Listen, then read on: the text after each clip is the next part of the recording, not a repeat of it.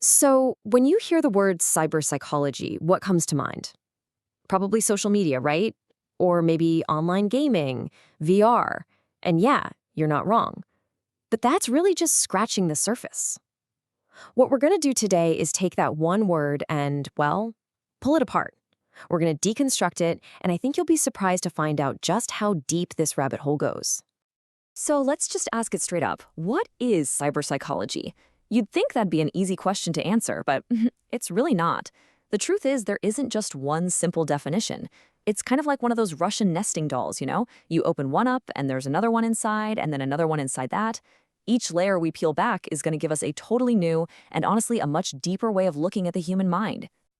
So to really get a handle on this, we're going to break it down into three separate layers. Let's think of it like we're solving a puzzle together. As we click each piece into place, the picture that emerges is going to be about way more than just our relationship with tech. It's about the fundamental wiring of how we think. All right, so here's the plan. First up, we'll tackle the one you probably know, the psychology of cyberspace. Then we'll dig a little deeper into the psychology of control. From there, we zoom way out to look at the psychology of systems. And at the end, we're going to put it all back together and see how it all fits.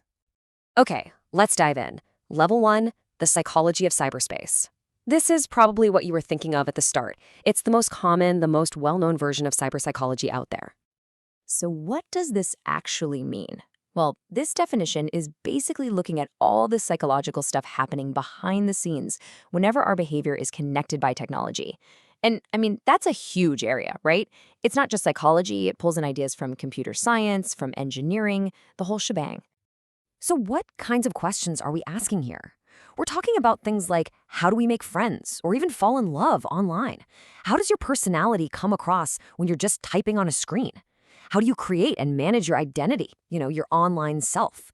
And of course, the big one, how does all this digital life spill over and affect our real lives? It's all about what we do in and through our devices. A really good way to frame this is to call it front-end cyberpsychology. Think about a website. The front end is everything you see and click on. It's the user experience. And that's exactly what this is. It's an applied psychology, totally focused on what we, the users, experience.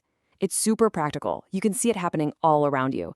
But, and this is a big but, it's not the whole story.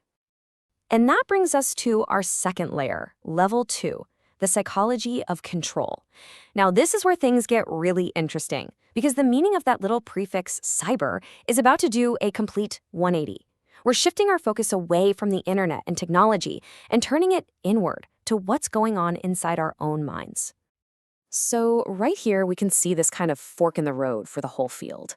On the one side, you've got that technology-focused, applied psychology we just talked about, all about our behavior in cyberspace. But on the other side, you have this totally different strain that's all about cognition. It's a basic psychology, not an applied one. And it has nothing to do with the internet. It's all about the mind's own processes of control. So where on earth did that idea come from? Well, it actually comes from the original root word cybernetics. Believe it or not, this is where the cyber in cyberpsychology got its start. Cybernetics is basically the science of how systems control themselves using feedback loops. The word itself comes from a Greek word that means the art of steershipman. So picture a captain steering a big ship. They're constantly getting feedback from the wind and the waves and making tiny adjustments to stay on course. That's cybernetics in a nutshell. Okay, check out this diagram, because it really lays out the core idea perfectly. The cybernetic view sees our own mind as a self-regulating system. It's a constant loop. See, first we sense what's going on around us that gives us our perceptions. Then we evaluate those perceptions. We compare them to what we already believe and what we value. Then, based on that, we choose what to do, and finally, we act. But here's the kicker. Our action changes the world around us, which gives us brand new information to sense, and whoop, the loop starts all over again. We're constantly steering ourselves through life. So remember how we called the first definition front-end cyberpsychology? Well, this is the back end. It's not about the buttons and screens we interact with online. No, this is about the underlying code, the operating system of the mind itself. It's about those deep, fundamental control processes that are running the show, whether we're scrolling through our phones or just walking down the street. All right, you ready to go one level deeper? Let's take that final step back to level 3, the psychology of systems. And I gotta warn you, this is where things get a little mind-bending. Because now we're going to take that cybernetic lens and point it not just at the mind we're studying, but at the very act of studying itself. This all comes down to a really important distinction between what's called first-order and second-order cybernetics. In first order, it's simple. The psychologist is on the outside looking in. They're studying an observed system, like a person's behavior. But in second-order cybernetics, everything changes. The focus shifts to the observing system itself. The psychologist has to realize, wait a minute, I'm part of this system too. The bottom line is pretty profound. Any theory you create about the mind has to also explain the mind that's creating the theory.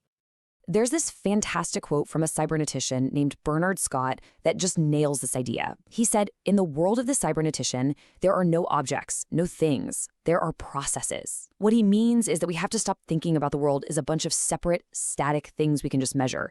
It's actually a buzzing, dynamic web of processes, all interacting with each other. And here's the key part. We, the people doing the observing, are just another one of those processes in the web. So what's the big takeaway here? It's this. From this second-order view, psychology isn't just using cybernetics as a cool tool to study the mind. No, it goes deeper. The entire field of psychology is a cybernetic process. It's one system, us, the psychologists and researchers, observing another system, the human mind. And this creates this massive, ongoing feedback loop of understanding. Okay, so let's take a breath. We've got these three definitions that sound almost completely unrelated, right? One's about how we use the internet, one's about the steering mechanisms in our own heads, and the last one is about the very nature of science and observation. So how in the world do these all fit together? Well, let's put the final pieces of the puzzle in place. This chart just sums it all up so nicely. Level 1, cyberspace, asks the question, how do we act online? And that's all about applied behavior. Then you've got level 2, control. The question there is, how does the mind steer itself? That's all about those internal feedback loops.